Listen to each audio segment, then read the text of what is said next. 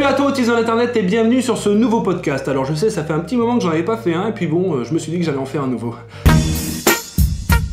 En fait, je me suis dit qu'il fallait que j'en parle lorsque je me suis tapé une putain de migraine. Bon, je me le suis pas vraiment dit sur le moment parce que j'étais quelque peu en mort cérébrale. Mais très rapidement, je me suis dit qu'il fallait que j'en parle. Parce que beaucoup de nous souffrent en silence, sans jamais rien dire. Qu'il était temps de se révolter, de dire ce qu'on avait à dire, de lancer un pavé dans la mare, de dire tout ce que les migraineux pensent tout bas. Bon, je m'enflamme un petit peu, mais c'est l'idée, quoi.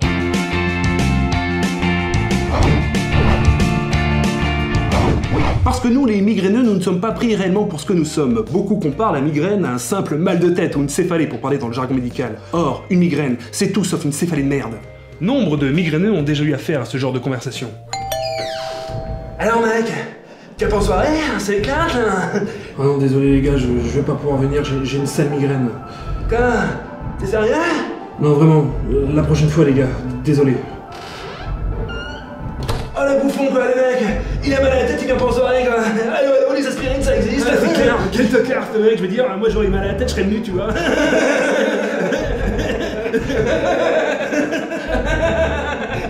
Or, la migraine, c'est pour le coup une véritable maladie. Pour vous faire une métaphore à la outrancière de ce à quoi ressemble votre cerveau lorsque vous avez une migraine, prenez donc une orange. Et voilà à quoi ressemble votre cerveau lorsque vous avez une migraine. Vous avez juste envie de mourir et vous vous dites d'ailleurs que ça ne devrait pas trop tarder par rapport à la situation que vous êtes en train de vivre. Mort parce qu'il avait un simple mal de tête, il a préféré se suicider au lieu de sortir avec ses amis. Allô, allô, les aspirines, ça existe. En clair, la migraine s'exprime par la répétition de cris généralement d'un seul côté de la tête. La personne sent clairement les battements de son cœur dans son crâne et les pulsations sont extrêmement douloureuses. Souvenez-vous de cette métaphore. Chez 70% des personnes migraineuses, les crises se répètent de 1 à 4 fois par mois. Elles sont souvent aggravées par l'effort physique, le bruit, la lumière, la vie en somme, et sont souvent accompagnées de nausées et de vomissements. Imaginez une sale gastro, un mal de tête assourdissant et des vertiges qui vous empêchent toute réflexion. Et vous vous approchez déjà un petit peu plus de ce que peut ressentir un migraineux. Ça en jette, non? Et je parle pas du vomi, hein. Vous vous sentez quelque part au bord du suicide. Il a préféré se suicider. Ta gueule! D'ailleurs, vos proches, vos amis, vos collègues vous diront certainement que vous êtes dépressif.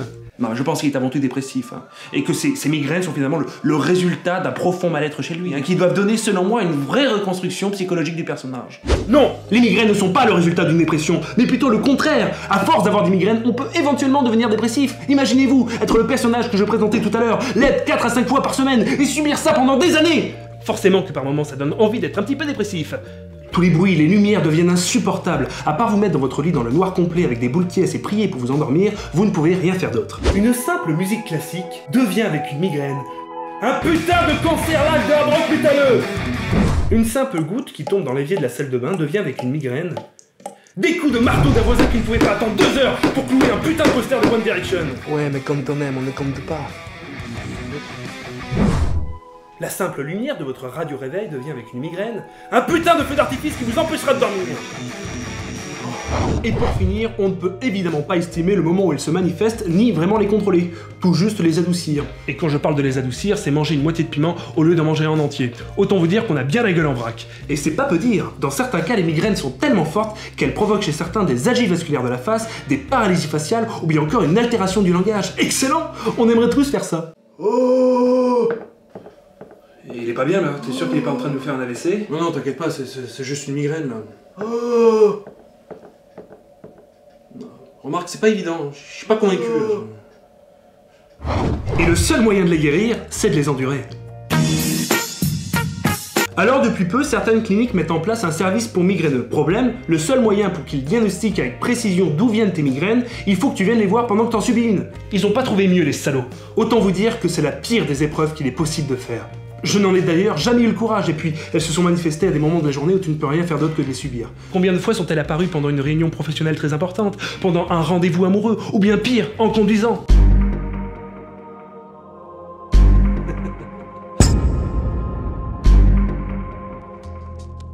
Je vous laisse imaginer ce que ça pouvait donner.